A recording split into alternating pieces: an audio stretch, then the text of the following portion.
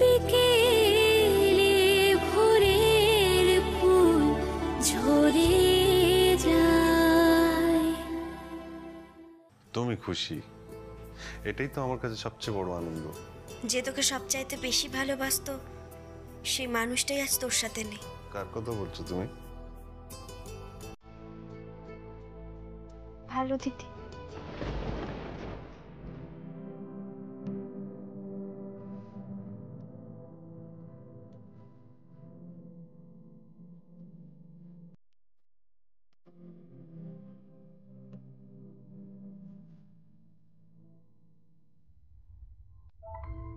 এই ফাইলটা কি আপনার?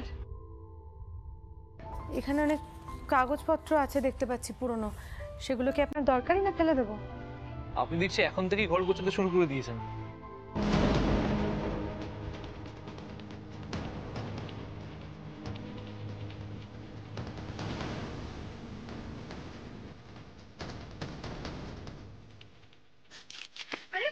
এগুলো আপনি কোথা থেকে পেলেন? আপনি আমার লকারে হাত দিয়েছেন? আপনার ড্রয়ারে ছিল, এগুলো অনেকদিন ধরে ধুলোবালি পরে নোংরা হচ্ছিল, আমি তাই ভাবলাম এগুলো বোধহয় আপনার লাগবে না, আমি ফেলে দেবো। কি এগুলো কাগজ নয় নুপুর, এগুলো আমার তিতিরের লেখা চিঠি। কি এই মোবাইল ইন্টারনেটের যুগেও তিতির আপনাকে চিঠি লিখে পাঠাতো? হ্যাঁ, চিঠি লিখে পাঠাতো। ও খুব লিখতে ভালোবাসতো, ও কবিতা লিখতো, গান লিখতো। আপনি জানেন ও খুব ভালো গাইতো, খুব ভালো নাচতো। ও উত্তাল সমুদ্রের ঢেউয়ের মতো আমার কাছে আসতো, এসে আমাকে ভাসিয়ে নিয়ে যেত, ভাসিয়ে নিয়ে যেত। যখন ও অসুস্থ ছিল আমি একদিন দেখতে গেছিলাম ওকে। ও আমাকে দেখে বারবার উঠে দাঁড়ানোর চেষ্টা করছিল, কিন্তু কিছুতেই পারছিল না, কিছুতেই দাঁড়িয়ে থাকতে পারছিল না। ও আমায় আঁকড়ে ধরার চেষ্টা করছিল। আমি ওর কাছে গেলাম, ওর হাত ধরলাম। ও আমার হাত দুটো শিশুর মতো আঁকড়ে ধরল,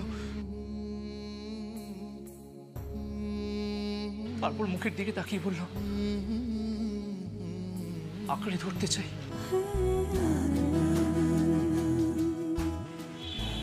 তোমার এই আঙ্গুলগুলো আঁকড়ে ধরতে চাই।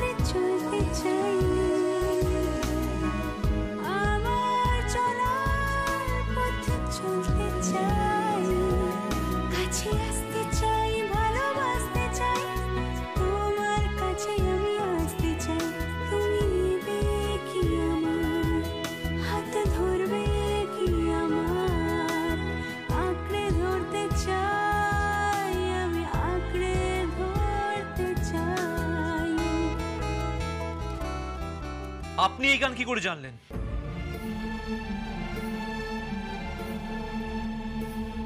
বলুন কি করে জানলেন? আপনার মোবাইলে রেকর্ড করে সেভ করা ছিল। আপনি আমার মোবাইল ধরেছেন? না না, আমি ইচ্ছে করে আপনার মোবাইল ঘাঁটিনি, বিশ্বাস করুন। আমি একদিন আপনার ঘর গোছাচ্ছিলাম, মোবাইলটা হাত লেগে পড়ে গেছিল আর আমার আঙুলের টাচ লেগে গানটা বেজে উঠেছিল। গানটা শুনে আমার ভালো লাগলো, তাই শেষ অবধি শুনেছিলাম। আপনার কিন্তু কোনো মেসেজ, কোনো পার্সোনাল কোনো ডেটা আমি কিন্তু পড়িনি, বিশ্বাস করুন। আমার কোনো কৌতূহল নেই। এরপর থেকে আমার কোনো জিনিসে আপনি হাত দেবেন না, কোনো জিনিসে না। কেন কেন হাত দেবে না? ও তো স্ত্রী হতে চলেছে, তো জিনিসপত্র গুছিয়ে রাখা, তোকে দেখাশোনা করা, এসবটাই তো স্বাভাবিক।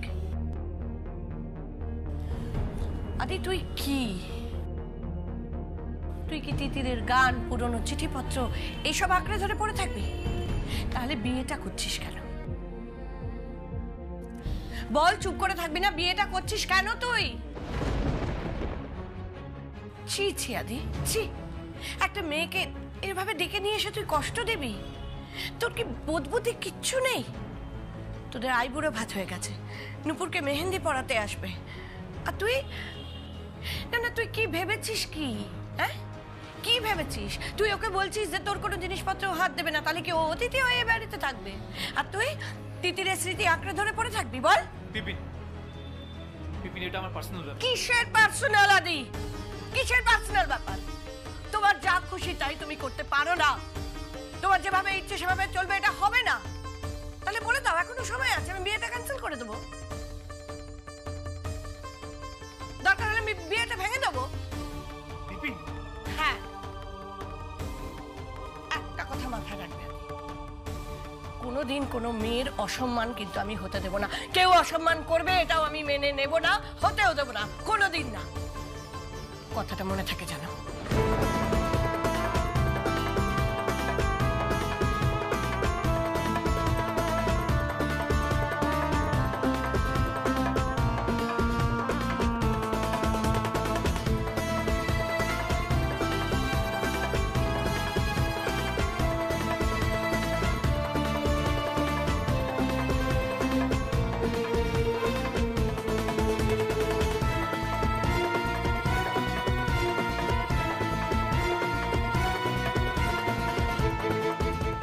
আই এম সরি নুপুর, আমি আপনাকে আঘাত করতে চাইনি। আসলে আমার জগৎটা খুব ছোট, সেখানে আপনি হঠাৎ করে চলে এসেছেন, তো তাই বোধহয় মানিয়ে নিতে একটু অসুবিধা হচ্ছে। আপনিও তো আমার জীবনে হুট করেই চলে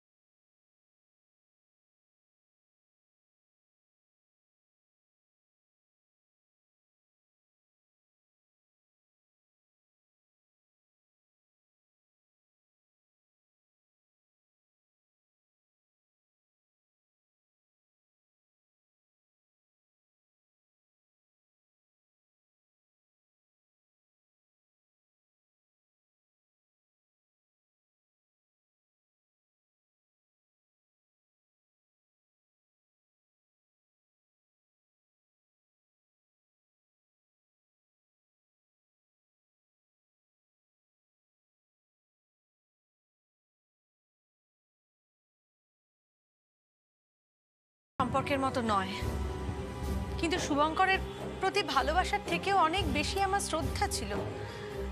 শুভঙ্করকে আমি লিটারালি পুজো করতাম, বলতে পারেন খানিকটা সেই মীরার মতো। আমি জানতাম আমি ওকে কোনোদিনও পাবো না, আমি আজও জানি আমি ওকে পাবো না, কিন্তু তার সত্ত্বেও ওর প্রতি আমার শ্রদ্ধা ছিল অত্যন্ত বেশি। শুভঙ্কর খুব নিষ্ঠুর হৃদয়ের ছিল, আমার ওর প্রতি ফিলিংসটাও কোনোদিন বোঝেইনি, ভালোবাসাটাই বোঝে। কিন্তু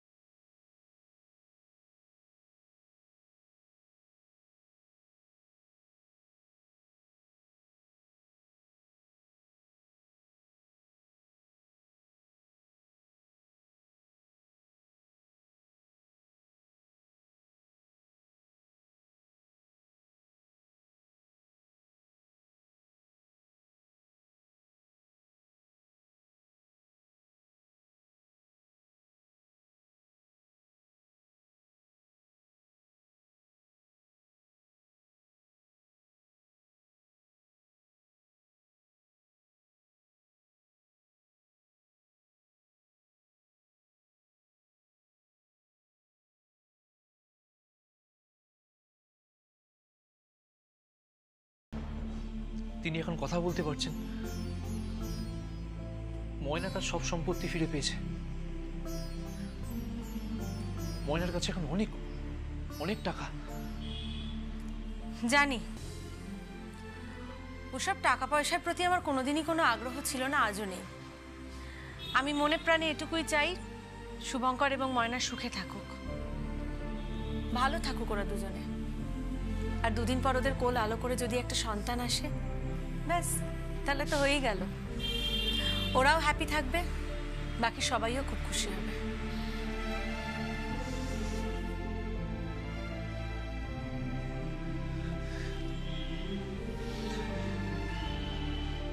আমি তোমাকে কি করে সামলাই বলো তো নূপুর? তুমি আমার অন্তরে একটা মূল্যবান রত্নের মতো। রক্ত নীলা ধারণ করতে পারবো তো? যদি না সয় তাহলে সব ছাড়খাড় করে দেবে, আর যদি সয় তাহলে আমার থেকে সুখী কেউ হবে না, কেউ না। আমি জানি। দাদাবাবু, তোমার নামে একটা চিঠি এসেছে।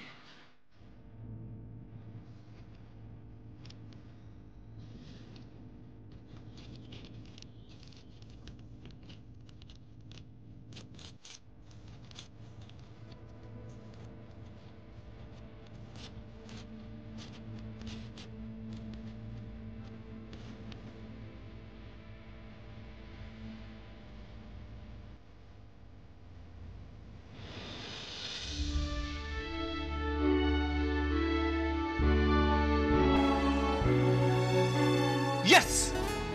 বিপিন, বিপিন, বিপিন, একবার এদিকে এসো। কি হয়েছে আদি? কি হয়েছে? বিপিন, তোমাকে যে বিজনেস ডিলটার কথা বলেছিলাম সেটা আমরা পেয়ে গেছি বিপিন, পেয়ে গেছি। এটা আমাকে বলে কি লাভ বলতো? বিপিন, 1 বছর ধরে চেষ্টা করে যাচ্ছিলাম, নানা লোক নানাভাবে বিঘ্ন ঘটাচ্ছিল। At last Bipin, we have done it. Yes Bipin, পেয়ে গেছি, আমরা পেয়ে গেছি। ঠিক আছে ঠিক আছে, আমাকে ছাড়। ওরে বাবা, আমাকে এভাবে পাক না খাইয়ে নুপুরকে ডেকে ওকে নিয়ে পাক খা। কেন? কেন কি রে? তুই একবার ভেবে দেখ তো, ও আসবার পরেই তো এটা হলো।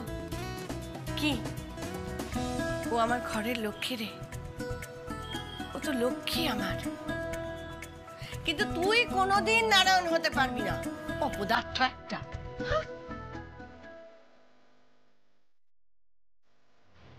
ঠিকই তো, নূপুর আসার সঙ্গে সঙ্গে তো আমি অর্ডারটা পেলাম। এটা তো আগে ভেবে দেখিনি। Thank you Nupur, thanks a লট।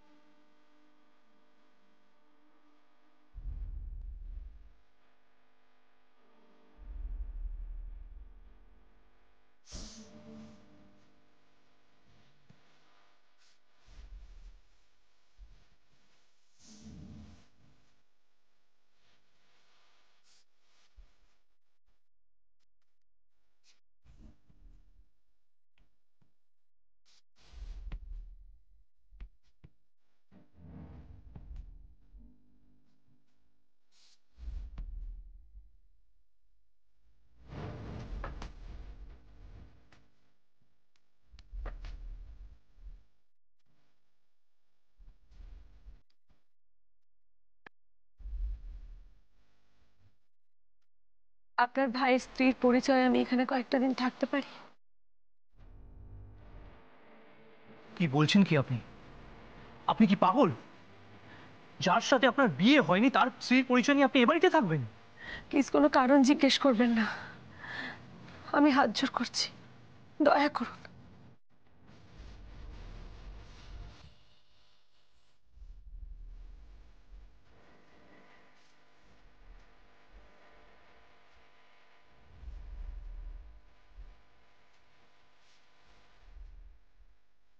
নিজের পরিচয়ে নিজের অধিকারে আমি বাঁচতে চাই। দেবেন? দেবেন আমাকে সেই অধিকার? আমাকে এ বাড়িতে থাকতে দেবেন আপনি?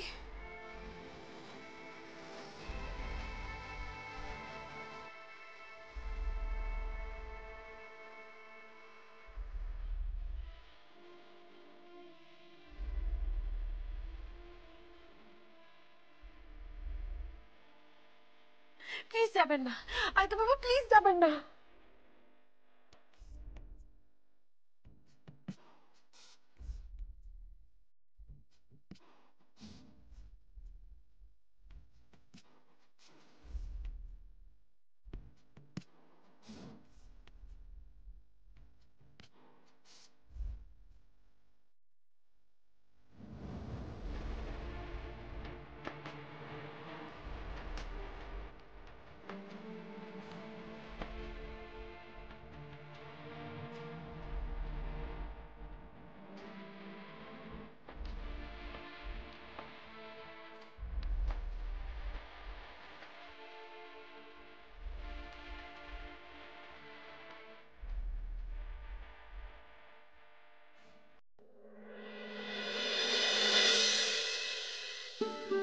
তোমাকে কতবার বলেছি বাবা, তুমি নিজের শরীরের যত্ন নাও, ওষুধগুলো টাইমলি খাও। তুমি আমার কথা তো শুনবে না বলো? হাজার বার বারণ করলাম তুমি একার হাতে বিয়ের এত কিছু শপিং করতে যেও না, আমি ঠিক ম্যানেজ করে নেব। না, শুনবে না তুমি। অনেক তো হলো বাবা, সারাটা জীবন তো কম কষ্ট করলে না আমার জন্য, এবার একটু রেস্ট নাও না। তোমাদের জানো তো সকলের এক প্রবলেম, তোমরা নিজেরা যেটা ঠিক মনে করবে, ভালো মনে করবে সেটাই করবে। কারুর কোনো অ্যাডভাইসও শুনবে না, কারুর কোনো উপদেশ ভালো মন্দ কিচ্ছু বিচারও করবে না তুমি। জেদই হলো তোমাদের শেষ কথা, জেদটা ছাড়বে না। এই তোমাকে দেখলাম আর এক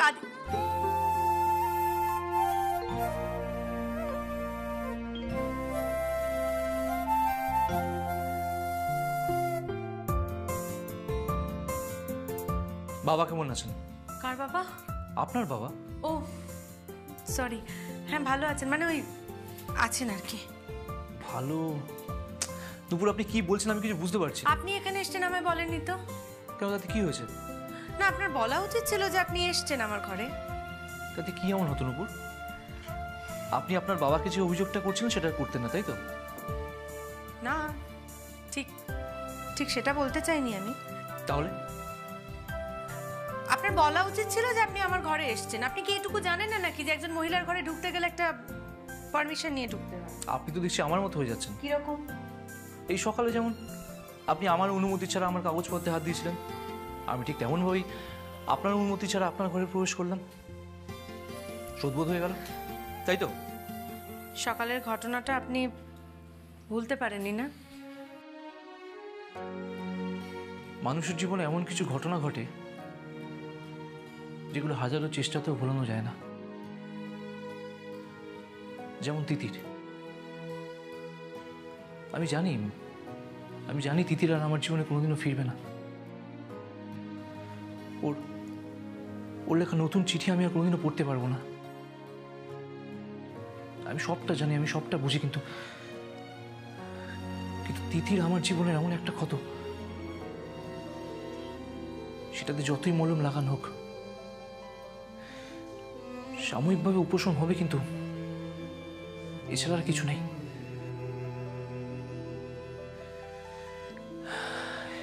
এ কথাটা বলার নয়, ঠিক যেমন আপনার জীবনে। শুভঙ্কর, তাই তো? ঠিক তাই। জানতাম আপনি এটাই বলবেন। ভুল বললাম না, ভুল কিছুই বলেননি। তবে কি আদিত্য বাবু, আমি, আপনি, আমরা দুজনেই আমাদের অতীত নিয়ে পড়ে রয়েছি, এগোতে পারছি না।